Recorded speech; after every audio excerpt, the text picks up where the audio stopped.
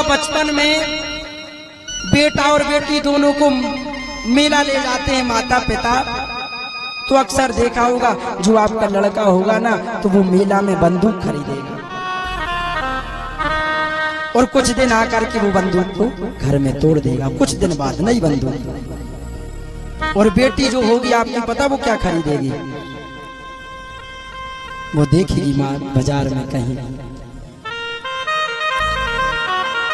एक गुड़िया देखेगी और मम्मी पापा से बोलेगी पापा पापा ये गुड़िया खरीद दो ना, और उस गुड़िया को खरीदेगी और घर में ले जाकर के उसको सजाएगी, उसको भोजन कराएगी, उसका श्रृंगार करेगी। बेटी होती है जो घर की साज सजावट रखती है। बेटी जिस घर में हो ना उस घर का आंगन खिल उठता है। और जब वो बेटी उस आंगने में से विदा होती है तो उस बाप के कलेजे से पूछो, उस बाप से पूछो कि जब वो बेटी को विदा करता है तो कितना रोता है। सबसे ज्यादा अगर प्यार करता है तो देखो माँ जब प्यार करती है बेटी तो जाहिर कर देती है, लेकिन जब पिता एक बेटी को चाहता है तो वो जाहिर नहीं करता। जब एक पिता बेटी की विदा, मैंने जीवन में एक पिता को 3 बार रोते हुए देखा है। एक जब उसकी बेटी की लगन लिखती है, जब लगन पत्रिका लिखती है तो बाप सोच लेता है कि अब बेटी कुछ दिनों की और मेहमानी और अब ये पराए घर को जाने वाली है, तो सोचता है कि आंगन सूना हो जाएगा मेरा। जब मैं आता था तो बेटी कहती थी पापा बेटा हो सकता है आप आओ तो भोजन की पूछे, रोटी की पूछे, लेकिन एक बेटी छोटी सी भी होगी ना तो पापा कहीं से आएंगे तो तुरंत भोजन पानी ले आएगी, पापा जल पी लो, पापा आपको कोई कष्ट तो नहीं है। एक पिता की लाडली बेटी होती है तो वो सोचता है कि कुछ दिन की और मेहमान है तो पत्नी से बोलेगा सुनो इससे काम मत करवाना घर का, इसको कष्ट मत देना, इस पर चिल्लाना मत, इसको सुंदर सुंदर पकवान बना करके खिलाना, ना जाने फिर ये कब हमारे घर में आएगी। और दूसरा मैंने पिता कब रोते हुए देखा, जब वो अपने हाथों से अपनी बेटी के पीले हाथ करता है, कन्यादान करता है, तब रोता है। किन्हीं हाथों से मैंने इसके नाजुक हाथों को पकड़ा, इन्हीं हाथों से मैंने इसको खिलाया, इन्हीं हाथों से मैंने इसको सीने से लगाया, और आज मैं इन हाथों को पराए हाथों में दे रहा हूं। अब इसका मुझ पर कोई अधिकार नहीं। मैं इस पर चिल्लाता, मैं समझता था मैं तो इसका मालिक हूँ, मैं इसको टोकता था, डांटता था, बेटी ये मत कर वो मत कर, मैं इसको समझाता बेटी ऐसे कपड़े मत पहन, यहाँ मत जा वहाँ मत घूम। लेकिन आज कन्यादान का संकल्प करने के बाद मुझे पता चला कि बेटी पर मेरा कोई अधिकार नहीं, बेटी पर तो इसका कोई इसी और का अधिकार था। तीसरी बार पिता कब रोता है, जब बेटी उसका विदा होने लगती है। और ध्यान रखना आपने देखा होगा जब विदा होती है ना तो बाप एक कोने में जाके रोता है। क्यों? उसको पड़ोसी उठा कर लाते हैं, चलो ना बेटी को आखिरी बार विदा करो ना, तो वो कहता है मुझे नहीं जाना। क्यों? अगर मैं चला गया और बेटी के हृदय से लग गया तो बेटी ये ना पूछने लगे पिताजी मैंने ऐसा कौन सा जुर्म किया था, मुझे कौन सी पापों की सजा दी जो आपने मुझे अपने हृदय से दूर कर दिया, मुझे अपने अंगने से दूर कर दिया।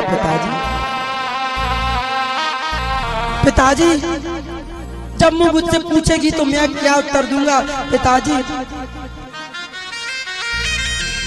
मैं तो किसी रिश्तेदार के यहाँ अगर 4-5 दिन जाती थी तो 4-5 दिन से ज्यादा नहीं रुकती थी, मुझे आपकी याद आने लगी थी। लेकिन जिनको मैं जानती उनके घर में अच्छा नहीं लगता, तो इस घर में तो मैं किसी को नहीं जानती, सब अनजान है। पिताजी यहाँ अगर मुझे कुछ माता डांट देती तो आप अपने सीने से लगाकर मुझे चुप कराते थे कि बेटी तेरी माँ तो ऐसी है ही, तू बातों का बुरा मत माना कर। मैं आपकी कपड़ों से अपने आंसुओं को पोंछ लेती थी पिताजी, लेकिन वहाँ ससुराल में मेरे आंसुओं को पोंछने वाला कौन रहेगा? सास डांटेगी, ससुर डांटेगा, तो मैं किसके कंधे पर सिर रख के रोऊंगी? यहाँ तो मुझे ये सुख है कि माँ डांटती है तो पिताजी उनको डांट देते, लेकिन वहाँ कौन करेगा? वहाँ आंख में आंसू तो होंगे पिताजी, लेकिन आंसुओं को पहुँचने वाला ये कंधा नहीं होगा। ध्यान रखना बंधु। एक पिता कर्ज लेकर के भी बेटी के लिए सुंदर और श्रेष्ठ वर खोजता है, घर खोजता है कि मेरी बेटी को कष्ट ना हो, कर्ज लेकर के विवाह करता है। अपनी जमीन गिरवी रख करके, अगर एक बाप का बस चले ना तो अपनी किडनी गिरवी रख करके भी अपनी बेटी का विवाह करेगा कि मेरी बेटी को अच्छा घर मिलना चाहिए। जो सुख मैं नहीं दे पाया वो सुख इसका पति देगा। एक पिता सोचता है।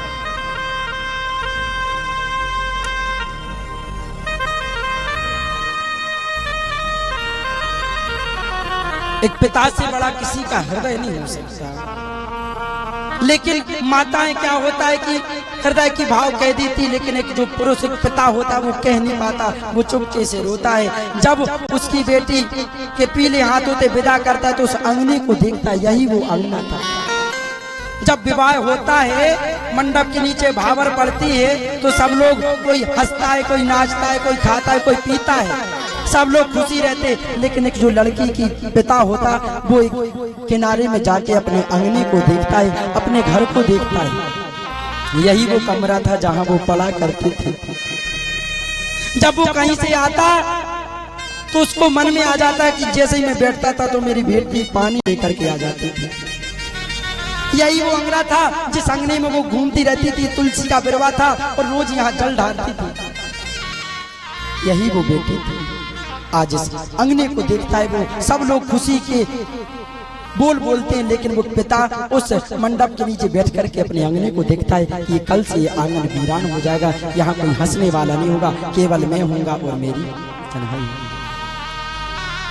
बंधु, एक बेटी कितना त्याग करती है।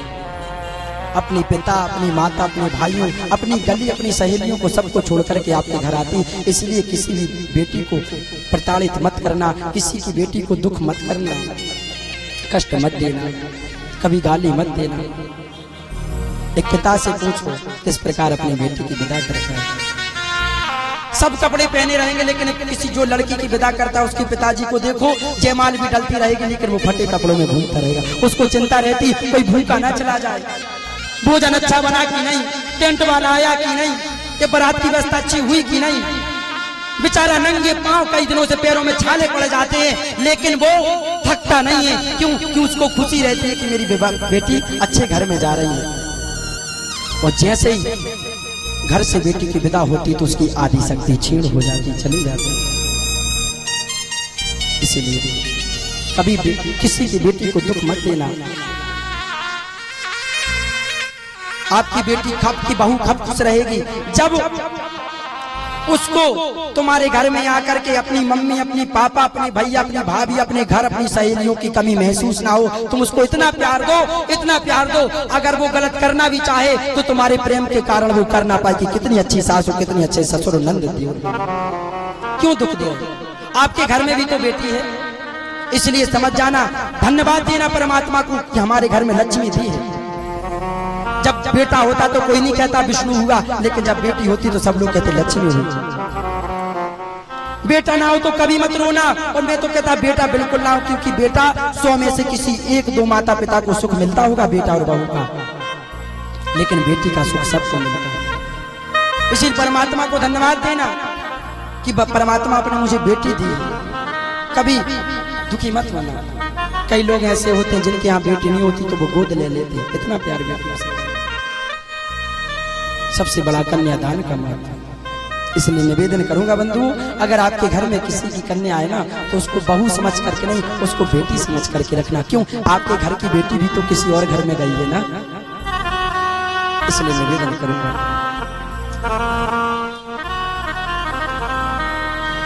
तो वो कहने लगी अगर मैं रोऊंगी तो किसको,